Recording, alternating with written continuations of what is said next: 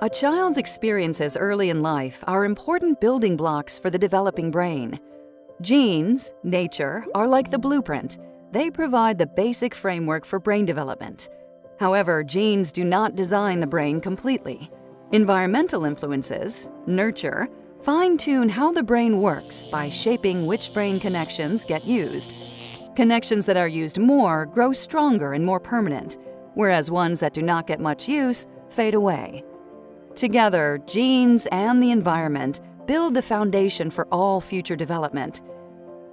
Safe, stable, and nurturing relationships early in life lead to healthy development.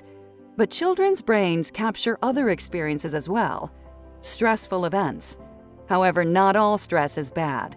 Positive stress involves normal childhood experiences, like starting daycare or meeting a new person for the first time. This stress is essential for healthy development because it helps children develop coping skills and confidence. But when stress is frequent, chronic, and uncontrolled, it is toxic to children, especially when they do not have a caregiver to provide support or buffer the stress. Adverse childhood experiences, ACEs, such as abuse, neglect, exposure to intimate partner violence, parental depression or addiction, and poverty, are toxic stressors which could lead to lifelong changes in learning and behavior. ACEs early in development can impact social, emotional, and cognitive functioning, increased risk-taking behavior such as drinking and substance use, and increased risk of disease, disability, and social problems later in life. The question is, how do adverse childhood experiences impact a lifelong development? One of the most important systems in our body is our stress system. It's activated when we experience stress. We become alert, our heart rate increases, and so do our stress hormone levels, cortisol and adrenaline. Our body is ready to react, what is known as fight or flight. A short period of time after the stress is over, or if a child receives support from a caregiver, the stress response turns off and the body returns to a normal state. Adverse childhood experiences create stress responses that stay active, and without the support of a caregiver, the system has difficulty shutting off completely. This constant and prolonged activation can affect immune system functioning and increase the chances of sickness, infection, and disease. Prolonged activation of stress hormones is also toxic to the brain.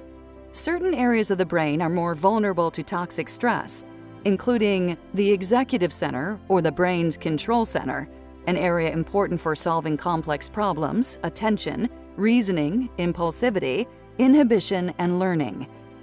A second area is the emotional center, the brain's alarm system, which is involved in processing and interpreting emotions and the ability to control impulses. The third area is the memory and learning center, the brain's filing cabinet, which plays a major role in learning and the formation and retrieval of memories. Science shows that adverse childhood experiences impact all of these brain centers. Behaviorally, what we begin to see is emotional distress, poor emotion regulation, greater impulsivity, learning difficulties, and physical and mental health problems. More recently, science has begun to look at how ACEs cause changes in gene expression through a process called epigenetics, which helps us understand how nature and nurture interact. Epigenetics causes changes in the way genes work without changing the DNA code itself. This occurs through chemical changes influencing how the code is used. In other words, genes are like the hardware in a computer. They determine the boundaries of what is possible. However, we need an operating system to tell the hardware what to do. Epigenetics is like the operating system directing the function of a gene's DNA hardware. The genes we are born with are the genes that we have for life, but experiences like nutrition, exercise, smoking, stressors, and relationships all affect our biology.